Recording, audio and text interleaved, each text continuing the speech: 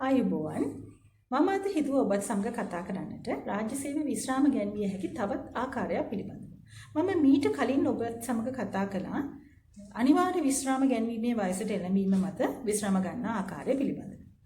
ඉතින් ඊට පෙර ආතුව විශ්‍රාම යාමට යම් නිලධාරියෙක් කැමැත්තෙන් සිටිනවා නම් සේවා කාලය අවුරුදු 20ක් සම්පූර්ණ වීම මත විශ්‍රාම ගැන්වීමේ හැකියාවක් පවතිනවා.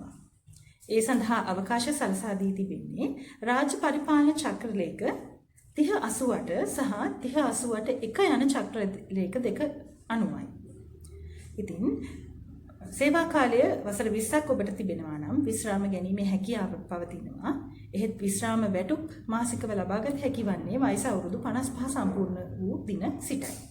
ඉතින් ඒ සඳහා අයදුම් කරන පිළිවෙල තිබිය යුතු සුදුසුකම් සහ විශ්‍රාම වැටුප ලැබෙන ආකාරය ආදී සියල්ල අද අපි සවිස්තරාත්මකව සාකච්ඡා කරමු. එසේනම් දැනී සිටින්න මා සමග.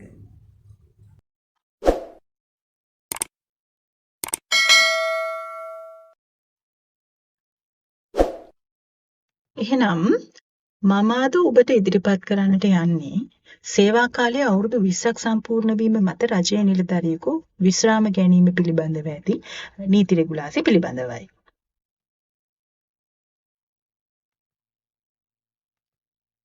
මේ සම්බන්ධයෙන් පැහැදිලිවම රාජ්‍ය පරිපාලන අමාත්‍යාංශය විසින් චක්‍රලේඛ දෙකක් නිකුත් කර තිබෙනවා. මෑත කාලයේ නොවේ 1988 8:30 වන දින තමයි පළවෙනි චක්‍රලේඛය නිකුත් කරලා තියෙන්නේ. රාජ්‍ය පරිපාලන චක්‍රලේඛ 3088 යන නමින්. ඉන් අනතුරුව පළමු චක්‍රලේඛය නිකුත් කර වසර 2කට පමණ පසු පළමු චක්‍රලේඛය පිළිබඳව වඩාත් පැහැදිලි හා විස්තරාත්මක චක්‍රලේඛයක් නිකුත් කර තිබෙනවා. එය නමින් රාජ්‍ය පරිපාලන චක්‍රලේඛ 3088 1. එය නිකුත් කර ඇත්තේ 1990 8:19 වන දින. මෙම 3088 චක්‍රලේඛයේ වඩාත් විස්තරාත්මකව සහ පැහැදිලිව විස්තර කරලා තිබෙනවා අවුරුදු 20ක සේවා කාලය සම්පූර්ණ වීම මත විශ්‍රාම ගැනීම පිළිබඳව. මීට කලින් වීඩියෝවකින් මම වයස සම්පූර්ණ වීම මත විශ්‍රාම ගැනීම පිළිබඳව ඔබත් සමග කතා කළා. වයස සම්පූර්ණ වීමට පෙර වයස යනුවෙන් සඳහන් කළේ අවුරුදු 55 දී ඕනෑම රාජ්‍ය සේවකයෙකුට විශ්‍රාම ගැනීමේ හිමිකම ලැබෙනවා. එම වයස සම්පූර්ණ වීමට පෙර යම් යම් හේතු මත විදේශගත වීම, ව්‍යාපාරික කටයුතු වල නියැලීම, ඒ වගේම පෞද්ගලික හේතුන් මත සමහර රාජ්‍ය නිලධාරීන්ට තමාගේ විශ්‍රාම වැටුපත් රැකගෙන රැකියාවෙන් කලින් විශ්‍රාම ගැනීමට අවස්ථාව සලසා දුන් චක්‍රලේඛ දෙකක් ලෙසට මෙම චක්‍රලේඛ හැඳින්වීමට පුළුවන්.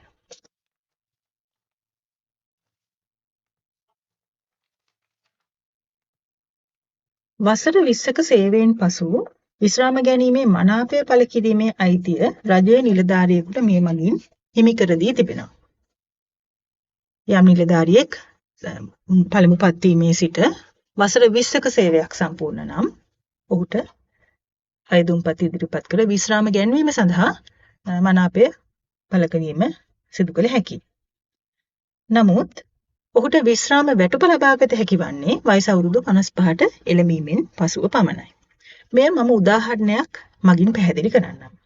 උදාහරණයක් ලෙස වයස අවුරුදු 23 දී පමණ පළමු ස්ථිරපත් වීම ලබා සිටින නිලධාරියෙක් වසර 20ක සේවා කාලය සම්පූර්ණ වන අවස්ථාව වන විට ඔහුට වයස අවුරුදු 43 ඉක්මවලා තිබෙනවා.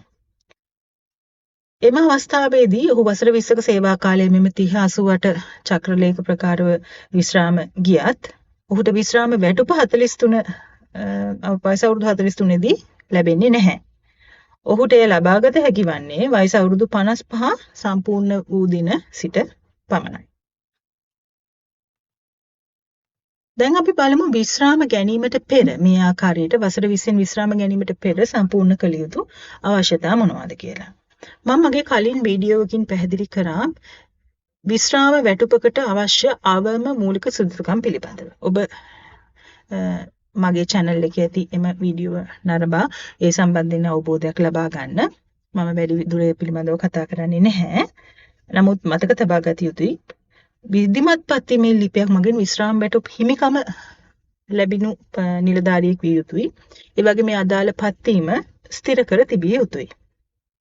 ඊට අමතරව විශ්‍රාම ගැනීමට අයදුම් කිරීමට පෙර නිලධාරියා විසින් රජයට අයවිය යුතු ණය හෝ අධිභාර ඇතනම් ඒවා රජයට ගෙවිය යුතුයි. ණය ඒ වගේම නිලධාරියාගෙන අයවිය යුතු යම් මුදලක් අධිභාර ලෙස සඳහන් වෙන ඇතනම් ඒවා රජයට ගෙවීම සිදු කිරීමෙන් අනතුරුව තමයි විශ්‍රාම ගැනීම සඳහා ඉල්ලුම් කළ හැක්කේ.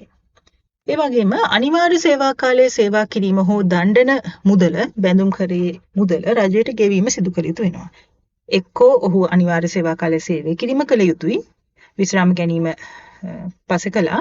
එසේත් නැත්නම් අදාළ ගිවිසුම් ප්‍රකාර දණ්ඩන මුදල්. එසේත් නැත්නම් බැඳුම් කරේ තමා විසින් බැඳුම් කරේට ලක් වූ ඒ මුදල රජයට ගෙවීම සිදු කළ යුතුයි. මෙහිදී සමහර සේවාවන් පිළිබඳව කතා කිරීමේදී සමහර සේවාවන් ගිවිසුම්ගත වීම සිදු කරන පළමු පත්වීමේ ලෙස යම්කිසි කාලයක් රජයට අනිවාර්යෙන් සේවා කළ යුතු බවට. එහිදීත් අදාළ දණ්ඩන මුදල ගෙවීමෙන් නිදහස් විය හැකියි. ඒ වගේම විදේශ නිවාඩු පැටුප් රහිත හෝ සහිත ලබාගෙන සිටින නිලධාරීනුත් අනිවාර්ය සේවා කාලයට යටත් වෙනවා. ඔවුන්ට මේ ආකාරයෙන් කලින් සේවයෙන් විශ්‍රාම ගැනීමට අවශ්‍ය වන වෙලාවල් වලදී අදාළ දණ්ඩන මුදල ගෙවීම මගින් විශ්‍රාම ගැනීමට අයදුම් කිරීමේ හැකියාව තිබෙනවා. ඒ වගේම නිලධාරියා භාරයේ ඇති යම්කිසි බඩු බාහිර ආදිය රජයට අයත් භාණ්ඩ ඒ සියල්ල රජයට බාර දීම සිදු කළ යුතුයි විශ්‍රාම ගැනීමට පෙර.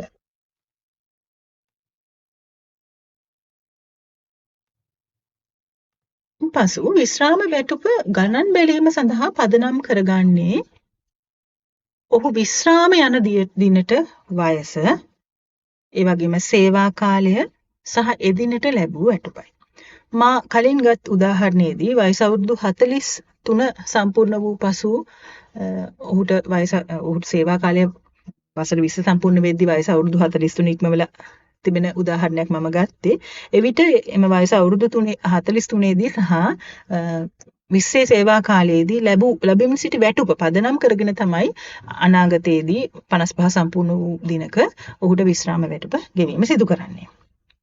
වයස අවුරුදු 55 සම්පූර්ණ වන තෙක් తాවකාලික විශ්‍රාම වැටුපක් කිසිසේත්ම ගෙවන්නේ නැහැ.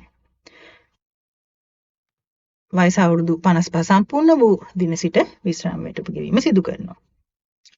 මෙහිදී මතක් කළ යුතුයි මීට වෙනස් වූ රාජ්‍ය සේවයේ කාන්තා නිලධාරීන් කාණ්ඩ කිහිපයක් සිටිනවා. උදාහරණයක් ලෙස හෙද නිලධාරීන්, පෞල් සෞඛ්‍ය සේවා නිලධාරීන්, ගුරුවරියන්, පොලිස් සහ බන්ධනාගාර නිලධාරිනියන් දැක්විය හැකියි. ඔවුන් වයස සම්පූර්ණ වීමට පෙර විශ්‍රාමගත් විට එදින සිටම විශ්‍රාම වැටුප ගෙවීම කරනවා. මේ පිළිබඳව මා ඉදිරියේදී ඔබට වැඩි විස්තර සහිත වීඩියෝවක් ගේන්නම්. මේ ආකාරයෙන් වසර 20ක සේවා කාලය සම්පූර්ණ වීම මත විශ්‍රාම ගැනීම නිලධාරියෙකු නැවත සේවයේ යෙදවීම එවකට බලපවත්වන කොන්දේසි හා විධිවිධාන අනුව කෙරෙනවා.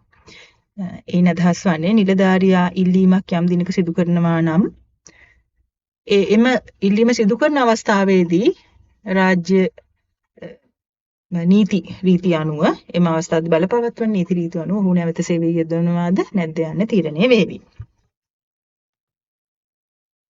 නිලධාරියේ කලින් විශ්‍රාම ගැනීම නිසා ඔහුගේ පෞද්ගලික ලිපි ගොනුව ඔහු අවසන් වරට සේවය කළ දෙපාර්තමේන්තුව හෝ අමාත්‍යාංශය විසින් දිගටම පවත්වාගෙන යා යුතු වෙනවා අවුරුදු 55 සම්පූර්ණ වන තුරු. ඔබ විශ්‍රාම වැටුප ගෙවීම කරන්නේ 55 දී නිසා. වයස අවුරුදු 55 සම්පූර්ණ වූ වහාම විශ්‍රාම වැටුප් ගෙවීමට හැකිවන පරිදි දෙපාර්තමේන්තුව විසින් නිලධාරියාට වයස අවුරුදු 54යි මාස 6ක් වන අවස්ථාවේදී අදාළ අයදුම්පත් විශ්‍රාම වැටුප් දෙපාර්තමේන්තුවට යොමු කිරීම කළ යුතු වෙනවා. ඒ කියන්නේ 55 සම්පූර්ණ වෙන මාස 6කට පෙර නිලධාරියා දැනුවත් කර එම අයදුම්පත් ලබාගෙන විශ්‍රාම වැටුප් දෙපාර්තමේන්තුව වෙත කඩිනමින් යැවීම සිදු කර යුතු වෙනවා. එසේ සිදු කිරීමට හේතුව 55 සම්පූර්ණ වූ දින සිටම නිලධාරියාට පහසු වන ලෙස විශ්‍රාම වැටුප ගෙවීමට අවස්ථාව සලසා දීම සඳහා. මේ ආකාරයට විශ්‍රාම ගන්වන නිලධාරියෙකුට අවුරුදු 20 සම්පූර්ණ වූ පසු එවැනි විශ්‍රාමිකයෙකුට හිමි දුම්රිය නිවාඩු බලපත් ප්‍රමාණයම වයස අවුරුදු 55 දක්වාද මම කලින් ගත් උදාහරණේ අවුරුදු 43 දී නම් ඔහු විශ්‍රාම ගන්නවන්නේ 43 ඉඳන් 55 දක්වා කාල සීමාව තුලත් ඉන් අනතුරුවත් ඔහුට ලබා ගැනීමට හිමිකම් තියෙනවා.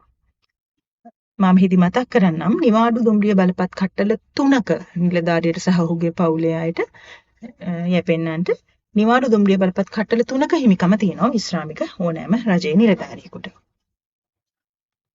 වයස අවුරුදු 55 වෙනතුරු නිවාඩු දුම්රිය බලපත් ඔහු අවසන් වරට සේවය කළ දෙපාර්තමේන්තුව හෝ අමාත්‍යාංශය මගින්ම නිකුත් කිරීමත් සිදු කළ යුතු වෙනවා. බොහෝ විට නැගෙන ප්‍රශ්නයක් මේ ආකාරයෙන් සේවා කාලයේ වසර 20 සම්පූර්ණ වීම මත විශ්‍රාම ගැනීමේදී විශ්‍රාම පූර්ව නිවාඩු ලබාගත හැකිද යන්න. ඔව් ලබාගත හැකි. සාමාන්‍ය ආකාරයටම විශ්‍රාම පූර්ව නිවාඩු ලබාගත හැකි. මේ පිළිබඳව මම මෙහිදී කාලය මිඩංගු කරන්නේ නැහැ විස්තර කරන්න. මා විසින් කලින් ඉදිරිපත් කර ඇති විශ්‍රාම පූර්ව නිවාඩු යන වීඩියෝව නැරඹීමෙන් ඔබට මේ පිළිබඳව වැඩි විස්තර දැනගත හැකියි. ඉතින් අද මම ඔබත් සමග කතා කරේ નિયમિત වයස සම්පූර්ණ වීමට පෙර විශ්‍රාම ගැනීමට රාජ්‍ය නිලධාරීන්ට ලබා දී ඇති හිමිකම් පිළිබඳ අදාළ චක්‍රලේඛ විධිවිධාන පිළිබඳවයි. ඉතින් තවත් මෙවැනිම වැදගත් කරුණු රැගත් වීඩියෝවත් සමගින් ඔබ හමු වන බලාපොරොත්තු වෙන සමුගන්නම්. ස්තුතියි.